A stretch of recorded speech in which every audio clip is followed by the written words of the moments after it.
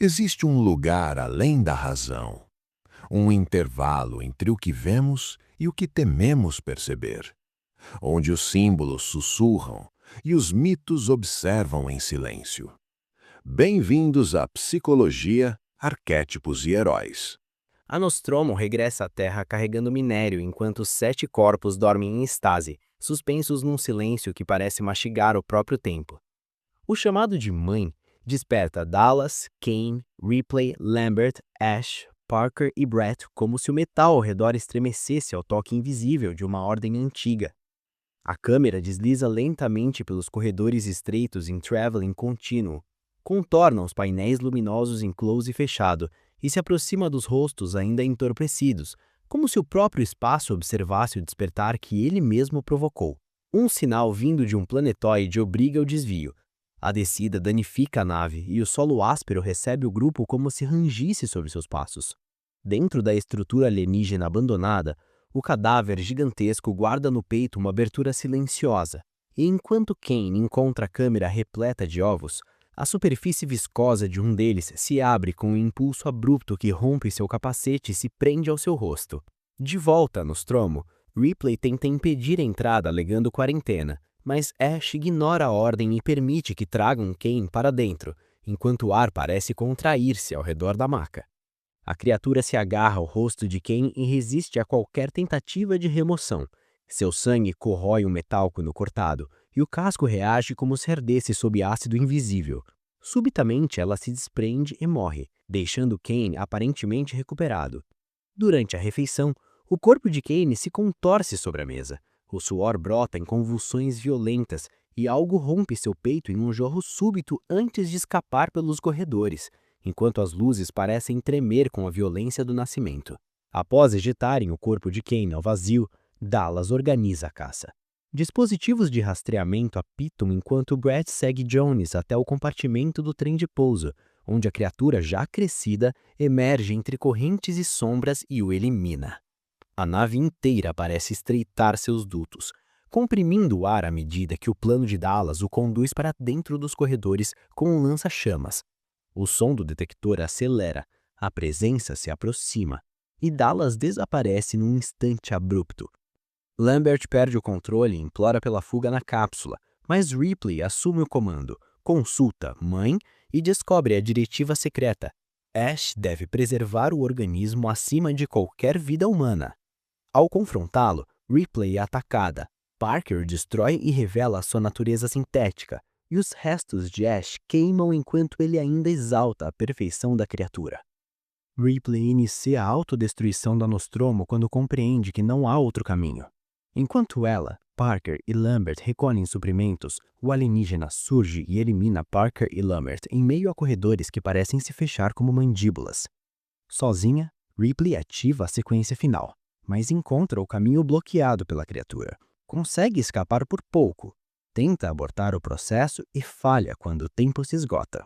Retorna à nave auxiliar com Jones nos braços e a lança segundos antes da explosão consumir a Nostromo, cujo clarão dilacera o espaço como um grito silencioso. Já na nave de fuga, Ripley prepara-se para a hibernação quando percebe que a criatura está escondida num compartimento estreito aderida às superfícies como uma extensão da própria estrutura. A câmera aproxima-se em plano fechado do visor do traje espacial quando Ripley investe o equipamento. Recua em movimento lento quando ela libera o gás e fixa-se em enquadramento tenso na porta que se abre para o vazio absoluto. A descompressão arremessa o alienígena para fora, ainda agarrado. Ripley dispara o gancho, o cabo prende-se à porta e quando a criatura tenta alcançar o interior novamente, ela aciona os motores, cortando o vínculo e lançando-o definitivamente ao espaço.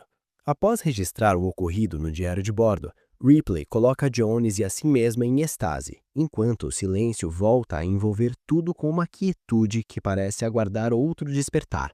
Se o vazio sempre encontra uma forma de retornar, o que realmente significa escapar dele?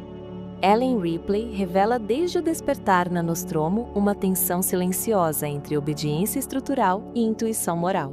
Sua maior dificuldade não reside na incapacidade de agir, mas na resistência do próprio sistema psíquico em integrar plenamente a dimensão caótica que pressente desde o primeiro momento.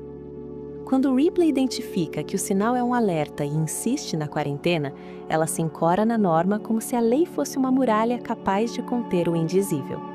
O conflito nasce porque sua consciência racional tenta proteger a ordem, enquanto sua percepção instintiva já reconhece a presença de algo primordial, anterior à lógica corporativa e à confiança técnica.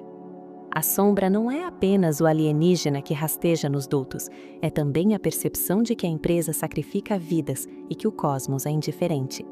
Ripley hesita não por fraqueza, mas porque integrar essa revelação exige abandonar a crença na proteção institucional. Nela, o arquétipo do herói se ativa de forma gradual, não como bravura impulsiva, mas como responsabilidade ética que aceita o isolamento. A estética de sua conduta é a da sobriedade, o heroísmo aqui é disciplina psíquica diante do abismo.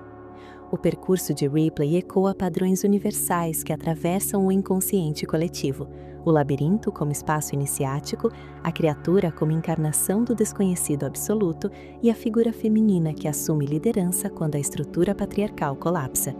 A Nostromo funciona como máscara civilizatória, um invólucro técnico que promete segurança, mas sob essa superfície pulsa um complexo arcaico legado ao medo da invasão e da contaminação. Ripley começa vinculada à persona da oficial obediente, porém, quando descobre a diretiva secreta, ocorre um deslocamento interior que revela a autorregulação psíquica em ação. Sua consciência se reorganiza diante da traição estrutural. No terceiro milênio distópico, sociedades hipertecnológicas repetem esse padrão, confiando cegamente em sistemas que priorizam lucro e experimentação sobre vida humana. O conflito de Ripley espelha o nosso. Quanto da nossa segurança é apenas um corredor bem iluminado dentro de um labirinto maior? A sombra manifesta-se em Ripley de modo paradoxal. Ela não explode em violência irracional, ao contrário, endurece. A frieza estratégica, a decisão de autodestruir a Nostromo e a disposição de abandonar tudo revelam uma energia sombria integrada parcialmente, mas ainda tensa. Há momentos em que sua voz treme, quando Lambert entra em histeria, e ali surge o cansaço profundo de quem percebe que está sozinha contra o inevitável. A sombra também se revela no reconhecimento de que, para sobreviver, precisará aceitar a morte dos demais como consequência inevitável. A não integração completa dessa escuridão produz um peso interior. Cada decisão é tomada sob a consciência de que salvar-se implica assistir ao colapso coletivo. O alienígena cresce nos corredores, mas cresce também dentro da percepção de Ripley a compreensão de que o universo não negocia. Na travessia pelos corredores metálicos que se dobram como um labirinto vivo, a imagem de Teseu enfrentando o Minotauro ilumina o percurso de Ripley.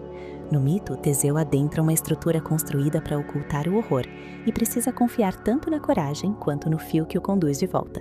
A Nostromo é esse labirinto, e o alienígena ocupa o centro como encarnação do instinto primordial que devora sem culpa.